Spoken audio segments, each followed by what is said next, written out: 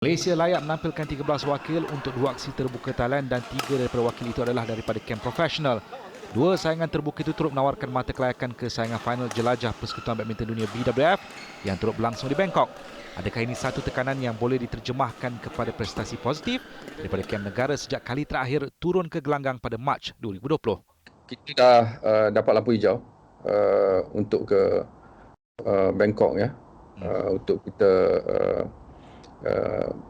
melibatkan diri dalam tournament yang akan diadakan, the back to back ya, dan the so-called Asian League ya, dan kita semua dah bersedia lah. Bukan saja BAM yang mengharapkan pemain-pemain ini menunjukkan prestasi yang baik, tetapi saya rasa pemain-pemain sendiri dan juga jurulatih-jurulatih yang terlibat mahu menunjukkan ataupun membuktikan bahawa selama lebih daripada 6-7 bulan ini mereka telah berkampung di Akademi Badminton Malaysia dan mereka telah mengalami berbagai-bagai perasaan dan kita mahu lihat bahawa pemain-pemain kita rise to the occasion.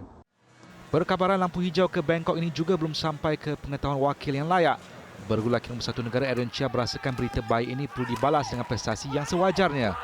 Sehubungan itu ada beberapa kriteria yang perlu dicongak dengan bijak bagi memastikan ada 2 wakil bergula lelaki di Olimpik Tokyo. Happy lah dengan excited lah. Sebab soal lama tak ada tournament kan. So sekarang situasi macam ni, macam government masih bagi kita green light. Kita pergi main tournament semua. Ya. Yeah. So now you rasa you kena deliver result dekat 2 atau 3 tournament tu? Kita memang harap boleh bagi yang apa kita sudah train macam ni lama. So kita pun tak nak bazir itu kita punya masa, kita punya hard time lah. During this berapa 9 months, 10 months. So kita akan do our best lah, bukan try our best. Ya. Yeah. Tournament yang bagi Olympic points. Some tournaments tu tournament yang kecil. So you rasa macam mana, Aaron? You as a player, you nak pergi seberapa banyak tournament yang boleh kalau diizinkan BM? Untuk yang qualify Olympic point ke semua Olympic untuk yang Olympic point. Mungkin kita akan pilih yang tournament mungkin 300 ke atas, tetapi kita pun kena tengok itu mungkin itu tempat macam mana dengan keadaan sekarang. Men's doubles, mixed doubles antara yang ada peluang lah, ada chance lah untuk kita ada 2 pair. You still rasa confident and you dengan Wei boleh pergi, and of course ada satu lagi pair, maybe Sam dengan Kiong ke?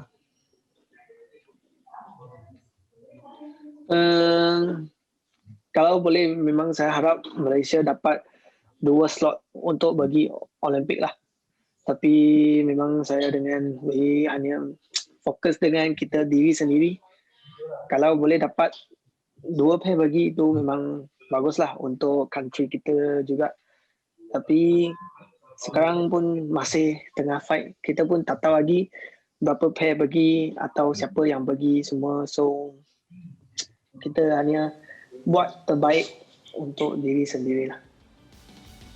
Barisan pemain yang layak secara merit akan berkampung di Impact Arena yang terletak di Muang Thong Thani dalam wilayah non-taburi selama sebulan bagi sertai 3 kejohanan yang berkelas Super 1000 dan final jelajah BWF dalam saingan kalender badminton dunia. Dalam pada itu, BWF turut mengemaskini kalender kejohanan bagi tahun 2021. 28 kejohanan termasuk 3 di Bangkok dijadual berlangsung sebelum aksi Olimpik Tokyo pada Ogos, dan daripada angka tersebut 17 daripadanya menawarkan mata kelayakan ke Olimpik termasuk di terbuka Malaysia pada April yang berstatus Super 750. Kita bercadang untuk memberi sebanyak mungkin exposure ataupun memberi mereka peluang untuk melibatkan diri dalam semua tournament-tournament ini, agar harapan kita untuk mendapat wakil-wakil di setiap event, kelima-lima event, dan mungkin bagi contohnya men's double dan juga mixed double, yang mana sekiranya kita mendapat top 8, kita mampu menghantar 2 wakil, itulah cita-cita kita. Dan ultimately harapan semua rakyat Malaysia untuk melihat mendapat emas yang pertama itu mungkin peluang itu lebih cerah lah. Baik, berita gembira buat wakil negara yang sudah boleh menyertai kejohanan luar negara akan menyaksikan kemungkinan besar mereka akan turut beraksi dalam 3 kejohanan di Eropah selain 3 lagi kejohanan di Asia termasuk terbuka Malaysia yang tawarkan mata ke Sukan Olimpik Tokyo. Okey, dah siap tukar baju di sarung blazer. Ahmad Syed Sani. Ya, saya. Saya sebenarnya teruja kerana sebelum ini setiap individu yang rapat dengan BM mengunci mulut bila tanya dah dapat lampu hijau belum, dah dapat lampu hijau ke belum. Akhirnya hari ini, I think first menerusi Nadia Arena, Tan Sri Nurhaliza Zakaria dah sahkan kita dapat lampu hijau. Thank you Tan Sri very much kerana #eksklusif. perkongsian yang saya tahu pemain-pemain pun belum tahu lagi. Betul. This is Ahmed lah. Boleh punya hashtag confirm. Yes, Okay, Matt. saya suka. Alright. Balik kepada topik perbincangan kalau ikut kita 7 bulan lah sejak kali terakhir pemain negara beraksi dan ikut calculation juga ada lebih kurang 10 hari sebelum mereka ke Bangkok. Serius kan? Nampak serius. Nampak serius. Tetapi kita perlukan penjelasan Ahmed kerana angka-angka yang saya berikan tadi sebenarnya membawa kepada persepsi badminton Malaysia di mata dunia, Ahmed. Sudah tentu Hafizal. Hafizal sebutkan lebih awal sebentar tadi, ini kejohanan Super 1000. The best of the best dunia yang akan tampil di kejohanan tersebut dan sudah pun disahkan dan menerusi penyertaan awal kepada penganjur dan saya percaya ini merupakan satu benda yang positif untuk badminton dunia, tetapi untuk badminton Malaysia inilah waktu untuk membuktikan sama ada kita kuasa besar badminton dunia ataupun sekadar pelengkap jadual kerana sangat-sangat sukar dengan penyertaan nama-nama besar seperti Kento Momota yang dah sudah lama tidak beraksi, Anders Antonsen, Victor Excelsen, Shi Yuqi daripada China. Ini baru main singles. Belum lagi cerita mengenai saingan-saingan lain. Tetapi untuk skuad negara tampil di sana dengan 13 wakil, ada yang berstatus Olympian, bintang meningkat naik. Saya percaya akan ada kejutan, tetapi untuk mengatakan bahawa kita akan memperoleh kejuaraan pada ketika ini, sukar. Wow. Okay. Ini realiti. Okey. Ini realiti pada ketika ini. Tak apa. Apatah lagi dah lama tak beraksi dan yang turun adalah yang terbaik. Saya nak cerita panjang pasal tu pun saya rasa tak boleh nak cerita sekarang. Kita simpan dulu, Tapi kita juga nak buat Ahmed di sini kerana nak memberitahu, menjelaskan signifikannya BWF senaraikan kejohanan kecil sebagai platform untuk kutip mata kelayakan ke Sukan Olimpik Tokyo. Jarang saya melihat Persekutuan Badminton Dunia BWF melakukan satu perancangan yang pada saya sangat proaktif kerana kejohanan-kejohanan besar seperti seluruh England misalnya tidak menawarkan mata kelayakan Olimpik tetapi mistik sebagai kejohanan tertua di dunia itu akan tetap menyaksikan terbaik dunia tampil. Tapi cerita kepada kejohanan-kejohanan yang lebih kecil selain pada Super 100, Super 300, Super 500 ada kejohanan bertaraf cabaran antarabangsa turut menawarkan mata kelayakan.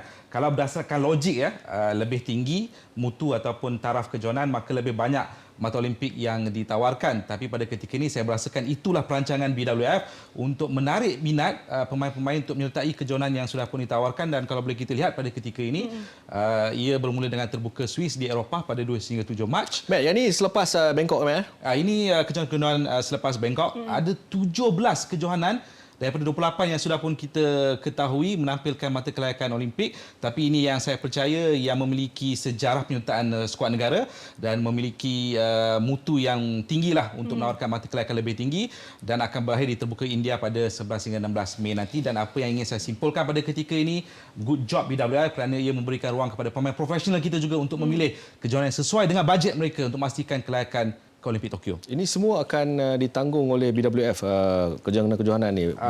Di mana pemain-pemain kebangsaan kita sudah pasti ditanggung oleh BM. Maksudnya ada penganjuran sebab apa tahun depan dikatakan BF akan tampung dari segi COVID-nya kos. Saya difahamkan bahawa negara-negara membangun mendapat geran tersebut tetapi tidak kepada negara yang berstatus gergasi lah. So sorry Malaysia pada ketika ini, tapi itu cerita lain BWF dengan persatuan-persatuan di bawah mereka lah.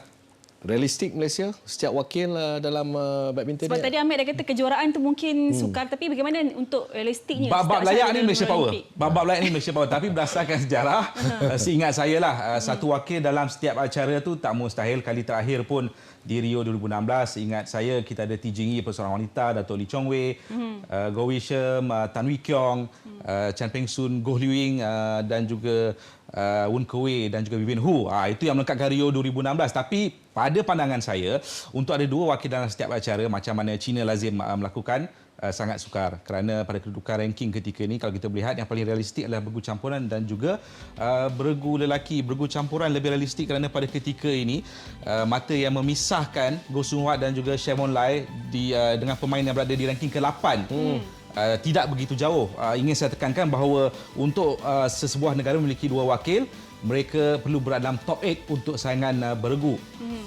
Dan ini satu perkara yang lebih memihak kepada skuad negara, juga bergu lelaki. Pada kita lihat ketika ni Aaron Chan bahaya sikit ni. Jadi sebab tu Aaron katakan nak kena fokus diri sendiri dulu. Betul. Naik setinggi yang boleh, dan ini mungkin memberikan ruang kepada bergu seperti Goh Wisham dan juga Tan Wee Kiong untuk mengejar.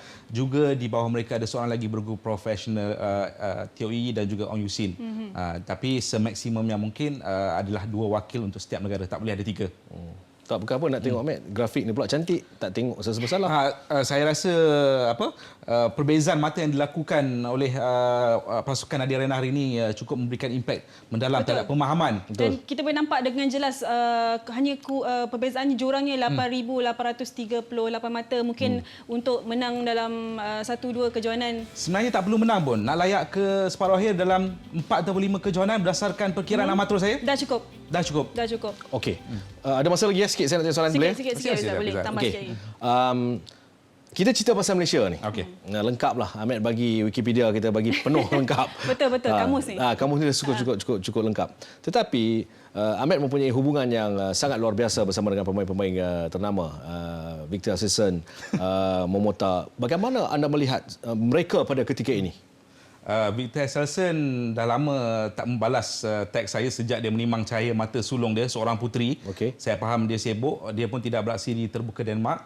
Satu kekecewaan peribadi saya percaya pada dia, juga sedang cuba mengembalikan prestasi penuh lantasan kecederaan yang dialami, tapi saya percaya dia akan berada dalam kedudukan yang cukup bermotivasi. Kento Momota, kali terakhir saya berbicara mengenai dia menerusi jurulatih ataupun bekas jurulatih bergu campuran dan lelaki negara Jeremy Gunn. Selepas dia mengalami kemalangan Susulan Masters Malaysia tahun lalu, dia sedikit trauma. Ini bukan satu rahsia, malah dia perlu menjalani pembedahan untuk betulkan penglihatan dia. Ini pun satu perkara yang tidak ramai tahu.